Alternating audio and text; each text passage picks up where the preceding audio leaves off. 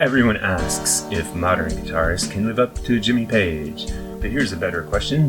What if you dropped Jimmy Page in his prime from any of the classic era Zeppelin time periods that you choose into a modern band like Band-Maid? Would he dominate or would he struggle? Because Band-Maid isn't just a band, Band-Maid is a system. And that system might be the one thing Page never had to deal with, even as a session musician. So let's define the environment. Band-Maid, driven by Konami Tono's guitar artistry, operates on tight, pre-structured arrangements, interlocking guitar and rhythm parts, high-speed transitions, minimal slack in timing. Every part has a specific role. Every note is accounted for. There's very little open space left to just feel your way through or jam. It's not based on improvisation, it's closer to a precision machine. Now, contrast that with Jimmy Page. Page's core traits are his elastic timing, his improvisational phrasing, his push and pull rhythm feel, his willingness to let things get a bit unstable. His genius often lives inside that instability. He doesn't just play the song, he reshapes it in real time. And that worked perfectly in Led Zeppelin because the band followed him. Here's the problem. In Band-Maid, the system leads, not the guitarist.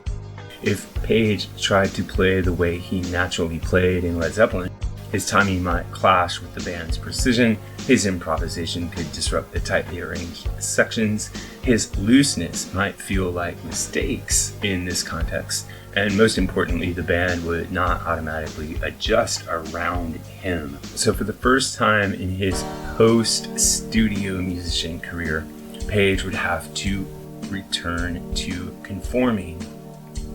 But let's not get this twisted. Page would bring things Band-Maid doesn't naturally emphasize. Riff creation, dynamic instinct, and massive, spontaneous, live energy. Page wouldn't just adapt to the system, he might actually challenge it.